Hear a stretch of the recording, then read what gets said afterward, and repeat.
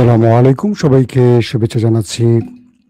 মাসুম মাহবুব দেখছেন open ভাইজ YouTube channel এবং মাসুম মাহবুব Facebook page.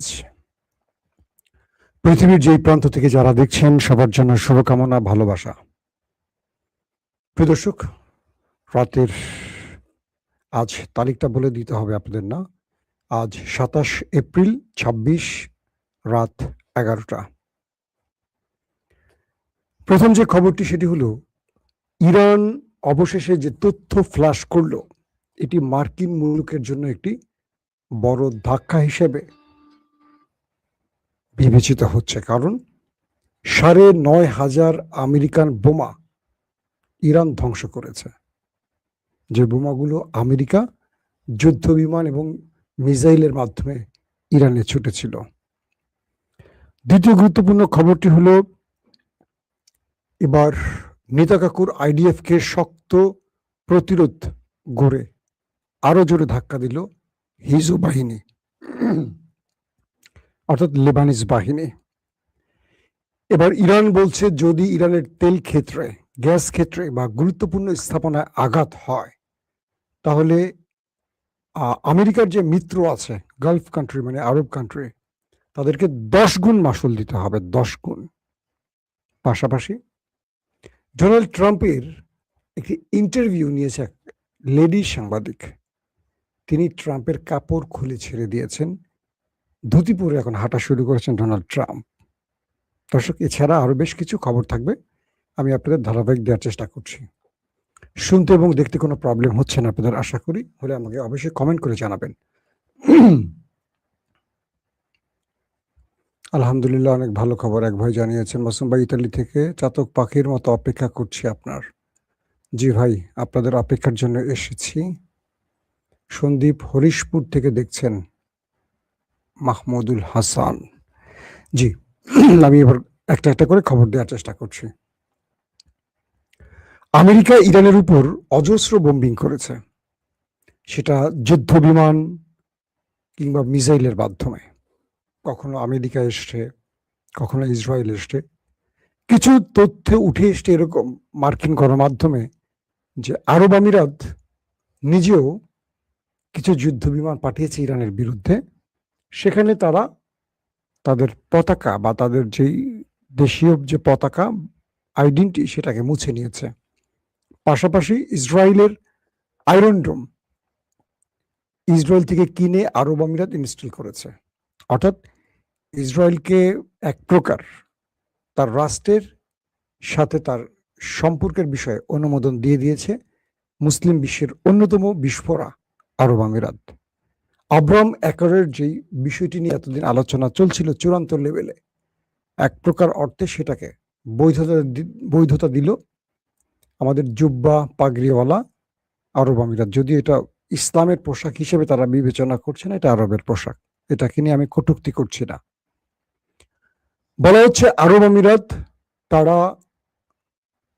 Israel থেকে তাদের গর্বের আকাশ প্রতিরক্ষা সিস্টেম আয়রন ডোম কিনছে এবং চেষ্টা করবে ইরানের সাথে যে লড়াইটা হবে, ইরান ইসরায়েলে যে আক্রমণগুলো করবে আরব থেকে, আরব আমিরাত থেকে, সেগুলো ইন্টারসেপ্ট করতে হবে। কারণ ইরান থেকে সৌদি আরব, আরব আমিরাত, ইরাক কয়েকটি দেশ হয়ে ইসরায়েলে আক্রমণ করতে হয়। তখন পথই তারা বাধা দেবার চেষ্টা করবে, আবার নিজের ভূমিকেও রক্ষার চেষ্টা করবে। বড় অভিযোগটি এসছে যে ইরানের ভেতরে যে আক্রমণ হয়েছে তার মধ্যে গোপনে আততায়ীর মতো আরব আমিরাত এসেও ইরানে আক্রমণ করে গেছে। তো এই মুহূর্তে যে খবরটি এখন বিশ্বব্যাপী প্রচার হচ্ছে সেটি হলো মার্কিন যুক্তরাষ্ট্রের 9,500-এর উপর, আবারও বলছি 9,500-এর উপর বোমা ব্যর্থ হয়েছে ইরানে এসে, এবং ইরান এগুলোকে ধ্বংস করেছে। সবচেয়ে বড় কথা হলো 2,000 পাউন্ডের 3টি বাংকার ব্লাস্টার বোমা, যেগুলো দিয়ে ইরানের পারমাণবিক সাইটগুলোকে ধ্বংসের চেষ্টা করেছিল আমেরিকা। সেই বাংকার ব্লাস্টার 3টি 2,000 পাউন্ড ওজন এক একটার, সেগুলো ইরান ধ্বংস করেছে এবং সেই ছবিও ইরান রিলিজ করেছে। পাশাপাশি প্রচুর মিসাইল, রকেট, বিভিন্ন ভেরিয়েন্টের আমেরিকার বোমাকে প্রায় 9,500 যে সংখ্যাটা বললাম ইরান ধ্বংস করেছে। তার মানে আমেরিকার এই বিশাল বাজেটের অস্ত্রগুলো ইরানে এসে পড়েছে, কিন্তু ইরান দুটো ভাবে রক্ষা করেছে। এক অলৌকিকভাবে আল্লাহর সাহায্যের মাধ্যমে যেগুলো মাটিতে পড়েছে কিন্তু ব্লাস্ট হয়নি, আর কিছু আছে ইরান আকাশ প্রতিরক্ষা সিস্টেমের মাধ্যমে ধ্বংস করেছে। এক প্রকার আল্লাহ রাব্বুল আলামিনের সাহায্য ইরান পাচ্ছে, সেটা এই ঘটনার মাধ্যমে প্রমাণিত হয় যে আমেরিকার এই ভয়ঙ্কর বোমাগুলো ইরানে এসে নিষ্ক্রিয় হয়ে গেছে, কাজ করতে পারেনি। পরবর্তী ইরান এগুলোকে নিষ্ক্রিয় করেছে, নিজেরা ধ্বংস করেছে, এবং কিছু বোমা রেখে দিয়েছে যে বোমাগুলোর অনুকরণ করে ইরান নিজেও শত্রুর বিরুদ্ধে এই মিসাইল বা এই বোমা বা এই বাংকার ব্লাস্টার বোমা এগুলো তৈরি করবে। এটা আমেরিকার জন্য অনেক বড় একটি ধাক্কা হিসেবে বিবেচিত হচ্ছে। দর্শক, 2 নম্বর যে গুরুত্বপূর্ণ খবর সেটি হলো ইরান এবার স্পষ্ট জানিয়ে দিয়েছে, কারণ আমেরিকা বলছে তারা হরমুজ প্রণালী দিয়ে ইরানের তেল আসা যাওয়া বা পরিবহন করতে দেবে না, কোনো জ্বালানি পরিবহন করতে দেবে না ইরানকে। কে বলছে? আমেরিকা। এবং ককেশাস অঞ্চল বলি, হরমুজ প্রণালী বলি, প্রত্যেকটা অঞ্চলে তারা বাধার সৃষ্টি করতে চাইছে।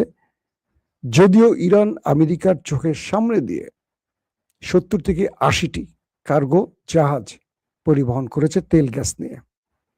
এই মুহূর্তে আমেরিকা শক্তভাবে বাধা সৃষ্টি করছে, কারণ ডোনাল্ড ট্রাম্পের ইজ্জত পুরোটাই চলে যাচ্ছে যে ইরানকে সে আটকাতে পারছে না। এই কারণে তো ইরান স্পষ্ট করে বলে দিয়েছে যদি ইরানের কোনো জাহাজে আক্রমণ হয় তাহলে যুদ্ধবিরতির সকল নিয়ম বা ধারা বাতিল হয়ে যাবে।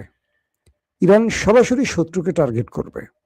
শুধু শত্রুকে টার্গেট নয়, ইরান তার মিত্র গালফ কান্ট্রি যেখান থেকে আমেরিকা উড়ে এসে ইরানে আক্রমণ করবে, সেটা সৌদি আরব হোক, কাতার, কুয়েত হোক, জর্দান হোক, সেটা আরব আমিরাত হোক, বাহরাইন হোক, যেই দেশটি হবে, ইরানে যদি 1 গুণ হামলা হয় ইরান তাকে 7 গুণ না 10 গুণ প্রতি উত্তর দেবে, একদম স্পষ্ট করে বলছে। ইরান বলছে যে আমরা যা বলি তা করি, এটা পৃথিবী জানে। গত 40 দিনের যুদ্ধ প্রমাণ করেছে আমরা যা বলেছি তাই করেছি, এবারও তাই করব। ইরান বলছে যে দেশগুলো ইরানের বিরুদ্ধে আমেরিকা বা ইসরায়েলকে আক্রমণে সহযোগিতা করবে, যেখান থেকে যুদ্ধ বিমানগুলো উড়বে, যেখান থেকে রিফুয়েলিং বিমানগুলো উড়বে, যেখান থেকে প্রতিরক্ষা ব্যবস্থা দিয়ে ইন্টারসেপ্ট করবে, বা যেখান থেকে ইরানের প্রত্যেকটি কাজে বাধা সৃষ্টি করবে বা হামলা করবে, এই প্রত্যেকটা জায়গায় 10 গুণ হামলা ইরান করবে। এবং ইরান বলছে আমরা শত্রুর তেল, গ্যাস, ওয়াটার রিফাইন যেগুলো আছে, যেখান থেকে পানি পরিশুদ্ধ করা হয়, গুরুত্বপূর্ণ আবাসন সব টার্গেট করে লক করে দিয়েছি। অর্থাৎ আর আমরা শত্রুকে ছাড় দেব না। এতদিন শত্রুকে বুঝিয়েছি তুমি আমেরিকাকে থামাও, এজন্য আমরা সহনীয় পর্যায়ে শত্রুকে প্রতিউত্তর দিয়েছি। আমরা আর সহনীয় পর্যায়ে প্রতিউত্তর দেব না। আমরা শত্রুকে এবার এমন জবাব দিব যাতে করে আরবের দেশ বুঝবে তারা ইরানের সাথে শত্রুতা করে আর আমেরিকাকে বন্ধু বানিয়ে কত বড় মাসল দিতে হচ্ছে বা কত বড় ভুল করেছে। এই বিষয়টি ইরান স্পষ্ট জানিয়ে দিয়েছে। তার মানে ইরানের কোনো তেলকূপে হামলা হলে ইরান আরবের কোনো তেলকূপ বাকি রাখবে না, সবগুলোকে জ্বালিয়ে দেবে। এদিকে চীনের জাহাজ আটকানো বা চীনকে বাধা দেওয়ার কারণে চীনের পক্ষ থেকে আমেরিকাকে কড়া বার্তা পাঠানো হয়েছে। চীন স্পষ্ট করে বলেছে যে ইরান বা যে কোনো দেশের সঙ্গে চীনের সম্পর্ক স্বাভাবিক সম্পর্ক, কারণ আমেরিকা চাইলে যে কারোর সাথে সম্পর্ক যেমন করতে পারে, চীনের অধিকার আছে যে কারোর সাথে সম্পর্ক সৃষ্টি করা বা সেই সম্পর্ক বজায় রাখা। আমেরিকা তার কাজে বাধা দিয়ে বা তার জাহাজে বাধা দিয়ে যে কাজটি করছে, এটা আমেরিকা এ অঞ্চলে নতুন করে আরেকটি আগুন ছড়িয়ে দেওয়ার কাজ করছে। কে বলছে? এটা চীন।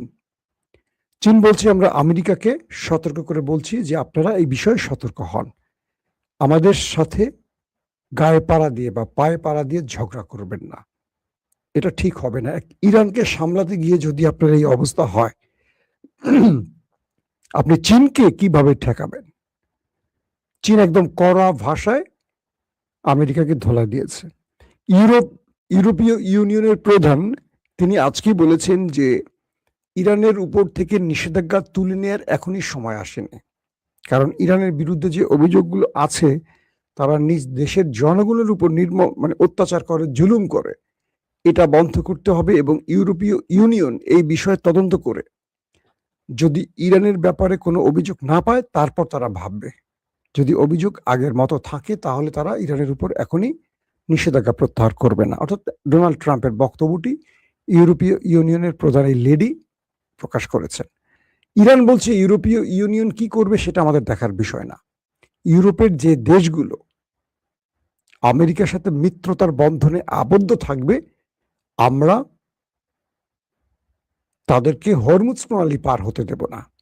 আর আমেরিকার জন্য বার্তা হলো, আমেরিকা যদি কোনোভাবে এখান থেকে সরে না যায় তাহলে বাবুল মান্দাফ বন্ধ করে দেব, পুরো আরবের তেল বেচা বন্ধ, বিশ্বকে আমরা অন্ধকার করে দেব।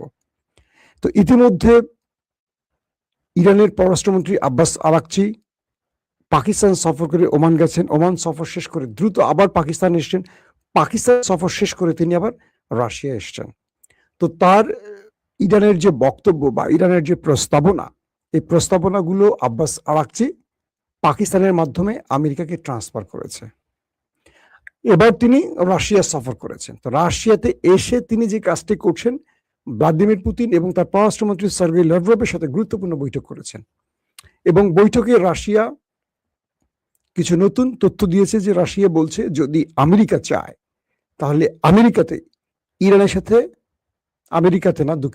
রাশিয়াতে ইরান এবং আমেরিকার মধ্যে মধ্যস্থতা করতে পারে রাশিয়া, গ্রান্টার রাষ্ট্র হিসেবে রাশিয়া থাকতে পারে। অর্থাৎ একটা পজিটিভ পরিকল্পনা রাশিয়া ব্যক্ত করেছে ভ্লাদিমির পুতিন। 2 নম্বর, এবং ইরানের উপর ইরানের যে ন্যায্য অধিকারগুলো আছে, একটা রাষ্ট্রের যে অধিকারগুলো আছে সেটা জলরাশির অধিকার, পৃথিবীর প্রতিটি দেশ তার জলরাশির টোল আদায় করার ক্ষমতা রাখে, কেন ইরান পারবে না? ইরান তার নিজের তেল বাজারে বিক্রি করবে, এখানে আমেরিকার বাধা দেওয়ার কোনো কারণ থাকতে পারে না। ইরান হরমুজ প্রণালী দিয়ে তার পৃথিবীর যে কোনো দেশে তার তেল বিক্রি করবে, সেখানে আমেরিকার নৌ অবরোধ করছে, এটা অবৈধ। অর্থাৎ ইরানের প্রত্যেকটা কাজকে ব্ল্যাঙ্ক চেক দিয়ে দিয়েছে মিস্টার ভ্লাদিমির পুতিন এবং ইরানের পাশে থাকার ঘোষণা দিয়েছেন। অর্থাৎ তিনি বলছেন যে ইরানকে সব রকম সহযোগিতা এবং ইরানের পাশে থাকবে রাশিয়া, মানে পুতিনের রাশিয়া। পাশাপাশি ইরানকে আরো কিছু বিষয়ে পরামর্শ দিয়েছে যেগুলো বিশ্ব গণমাধ্যমে সেইভাবে আসছে না। অর্থাৎ এগুলো বিভিন্নভাবে বিভিন্ন আউটলেট প্রকাশ করছে। তারা বলছে যে ইরানের সামরিক জায়গাগুলোকে, সামরিক খাতগুলোকে আরো আধুনিক করার চেষ্টা করছে রাশিয়া। পাশাপাশি যে জায়গাগুলো দুর্বলতা আছে সেইগুলোকে দ্রুত স্ট্রং করার জন্য ভূমিকা রাখবে রাশিয়া।